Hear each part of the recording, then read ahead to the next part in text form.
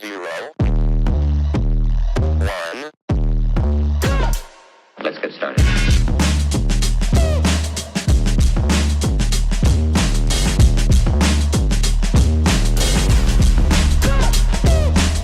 Why they stopping me?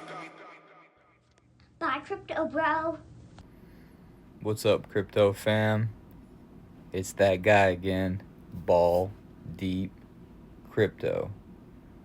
Coming at you with a little video today. Honestly, just want to, not financial advice, but just go over some projects that I'm in, been in, will always be in, will always hold. Kind of give you an overview of what I see crypto to be, what I visualize it to be, what I think it is. And maybe this gives you clarity on how I think, what I feel, what kind of drew me to it. I like to repeat it a lot to a lot of people who are trying to understand it, because technically I don't get all of the ins and outs. I'm not an X and O computer person, coder. It's not who I am. Just a regular Joe, working class person. Like I said, just a simple person. Family, take care of them. It's all about my kids. I have 2 children, so really just this is like me trying to take myself out of, it's all relative when people say poor, right? Like, I mean, I have a home, I have a job, I have food, I have clothing. I'm not poor, but I'm definitely not rich. I'm living paycheck to paycheck, the daily grind like everybody else. I'm out here trying to make $1 out of 15 cents, like Tupac said. Just the way it is. I'm very thankful to have health and be able to work and have children that are healthy. And so let's not twist it anyway at all. Very thankful.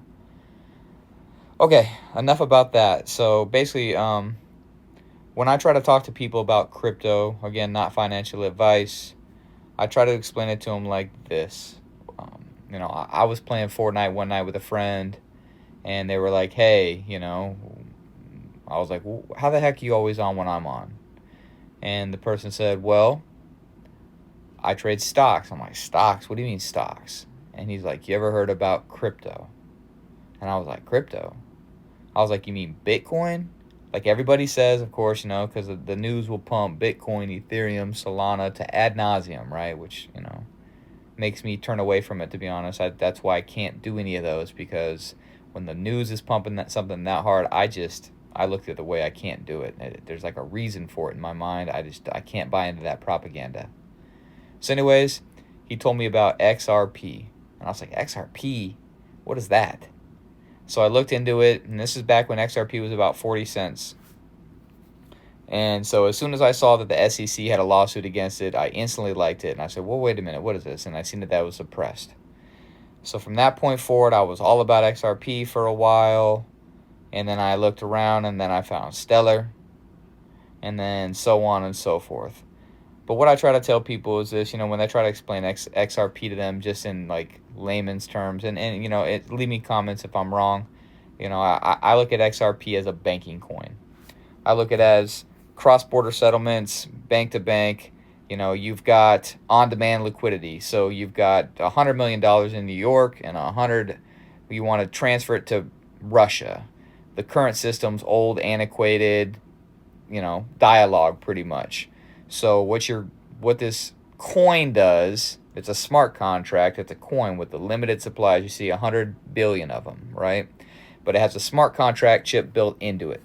So it is basically the buffer between the network and the outside world. So what goes in and comes out must run through this coin. It keeps a ledger of it. It documents it, so you don't have to have the accounting side of it, the human clerical side on it. Pretty soon it'll be run by AI, in my opinion. So what it does is, you've got $100 million you want to transfer. It moves. The old way, you'd have to send a wire transfer over. You got the time difference. Then they'd have to send it back. And this whole time, you'd have to have this money frozen. Call it 100 million in New York and 100 million worth of that in Russia. It's locked up. 2 to 3 day settlement is expensive, and that money is not able to move, and it's just frozen. Well, they don't like that. They want money to be able to move constantly. That's really what they're looking for. They want money to move, and once it moves, they want to be able to move it again and move it again and move it again. They want to be able to instantaneously get it on-demand liquidity. So what the new system will do, crypto, XRP for this example, it sends the money over, the smart contract reads it, and then it settles and transfers in 3 to 5 seconds for fractions of a cent. Done. And then that money's able to be moved again and again and again and again. And you don't have to have the back end clerical, nobody to cross the T's and dot the I's. It's done, it's settled, it's smart contract, it's on the ledger. I mean, the ISO 222 gives it more details, which is what XRP is. And, it's going to be commodities as well. You're talking about moving,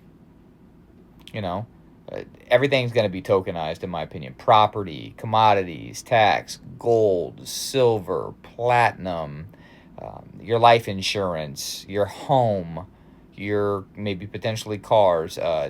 Artists are going to be able to tokenize their music. And if you listen to Larry Fink and BlackRock, they want to tokenize every asset in the world, and they're currently doing it. So everything in the future is going to be fast. It's going to be instantaneously settled.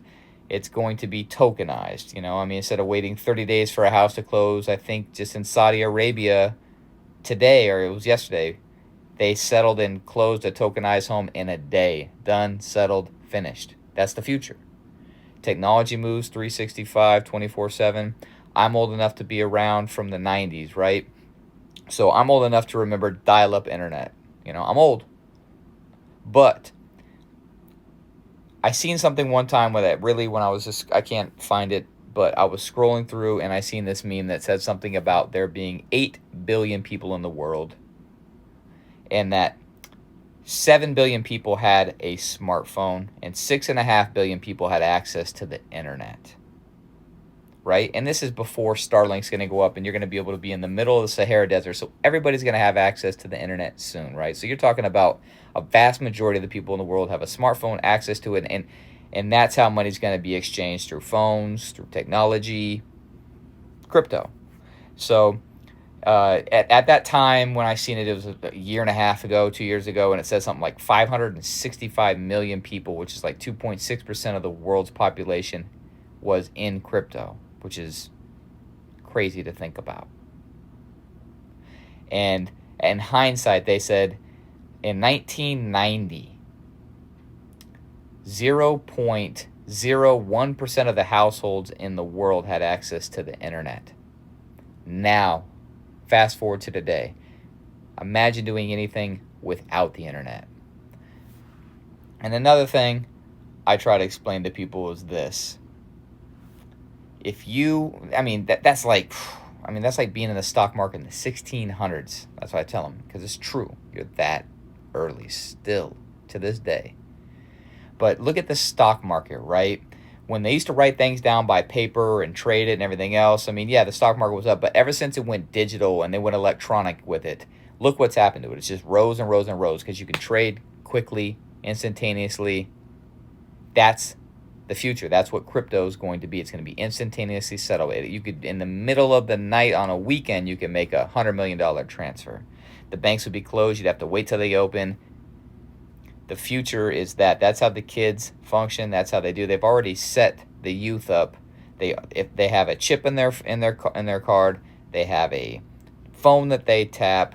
Very few of them carry cash. They're already set up for the digital dollar. They've already prepped you. They've already prepared you. The future's coming whether you want it or not. You can either get in and be a part of it, and/or you can be left behind and still be a part of it, because they're going to use it. There's no denying it at this point. This is what they want to do.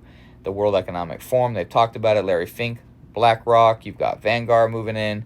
You've got the banks. Now, you've even got Elizabeth Warren, gross, talking about it. So, you've got everything in front of you telling you this is what they want to do. The Genius Act, they're going to have the crypto legislation coming out. As soon as that crypto legislation comes, right? Again, not financial advice, but you look at it like this, it was 3.4, now it's 3.7 overall market cap.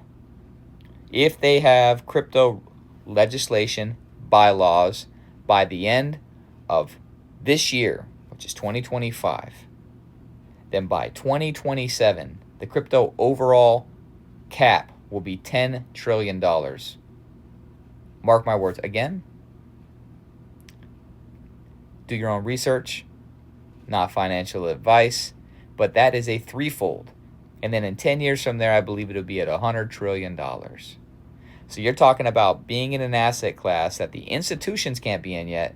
This is the first time in history you, me, retail has an opportunity, if we see it, if we believe in it, we take our money, we put it in there, and we are before the institutions. As soon as they come, that's when the real money comes. That's when the market goes. If you're in at 3 trillion, it goes to 10, and then it goes to 100. It's life-changing.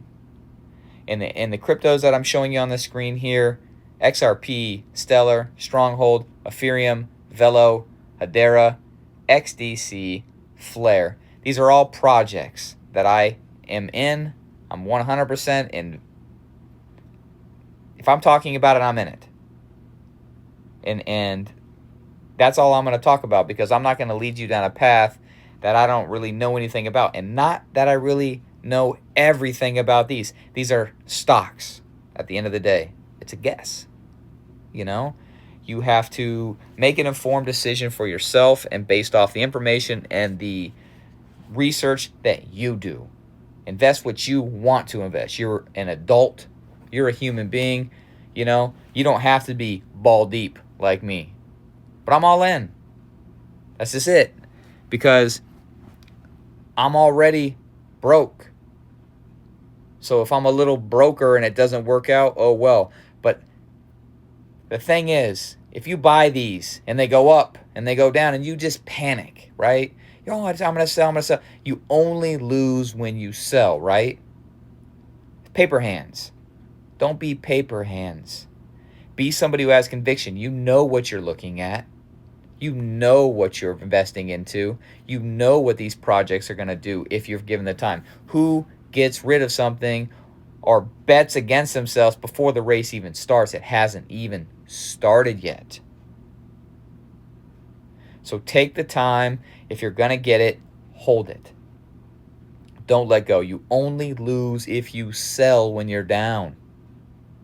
Because look at, whether you're down today or whether you're down in 5 years, unless you're absolutely just need it more than anything, you need that money, hardships have come, everything else, by all means, take care of whatever you have to take care of. But if you don't have to get rid of it, hold it. Because if it's today or if it's 5 years down the road and you're still down, the only thing that you're losing, because you're losing if you sell today or in 5 years if it's still down, all that in the middle, which is opportunity. It could do anything in that time. So don't move yourself around. Don't scare yourself into having to sell. You see it go down. Like, look at some of these. They were way up. They were way up. They were way up. Now, they're down compared to where they were a few days ago. Not much, but they are a little bit down. You know? And if you want to play the sell when it's high, when it's low game, by all means, it's your money. Do what you want to do with it. You can make money. You can profit off it and buy more.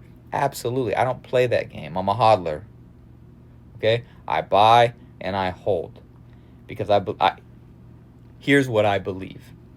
I could be wrong, but what I see these coins are as things that I'm going to be able to stake in the future, right? Looking at XDC, for example, which is up on the screen. Total supply of 38 billion with 16 billion circulating, okay? Now this coin, what I imagine it to do in the future is Goldman Sachs or a broker, a stockbroker or somebody like that, or if I can do it myself, I'll do it. I go to them and I say, these are my keys, my crypto, hold it as my asset, like a stock, and I want you to stake these. Because by buying these now, in my opinion, not financial advice, you buy them and you hold them because you own that key now. You own this crypto. This 38 billion, if it's their total supply and it's locked, they can. Now, some cryptos do have an infinite supply, but some have a locked amount. They cannot print more. This isn't fiat. They're not just going to print, and just with no accord, no nothing, just print. No. 38 billion is it. It's locked. They can't make any more. So as soon as the money starts flowing, you start slowly filling up that bathtub, and the liquidity and all the money starts moving on it. It slowly starts rising, 7 cents a day, and you've got 100,000 of them, and then say it turns into $1. You've got $100,000 of XDC at that moment, and you give it to a broker because they want to stake it, because people that are using the XDC network, they need your coin. Like I said, whether it be XRP or Stellar or Stronghold or whatever, they need that coin for that network health. It's what keeps that network. It's what needs to flow in and out of that network. So without that coin, the network isn't going to work. So these people are going to borrow your coin. So you're going to be able to borrow them, and then you're going to get paid a yield and a stake for it. Today you can get crypto for some exchanges like Flare or Hedera stake some. There are others that stake it. I believe you could stake XRP onto Flare. I've never done it. I'm just saying you can. I haven't looked into it. I haven't tried with it. But so let's say you take it to your broker and you've got $100,000 worth of XDC, and they're like, hey, we'll give you 5%. So every quarter you're going to get paid out like a dividend. Dividends. Kind of like a stock splitting, I guess, except it's not. It's different than that. You're just going to get paid like a yield, right? It's what I always tell people is this. It's like, let's say you want to buy farmland, right? So you go and you buy 100 acres of farmland because you know that farmland is valuable. You can always grow food on it, corn for ethanol, whatever. But you're not a farmer. So then a farmer comes to you and says, hey, I can't afford that land, but I know how to farm it.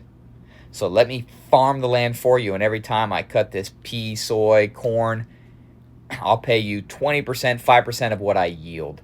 So you make money off your land to have somebody work it. And the more, but you still own the land. So even though these coins are sitting there, they're at $1 when you give it to them. If they go up to $10, you're sitting at $1 million, and you're still getting that 5.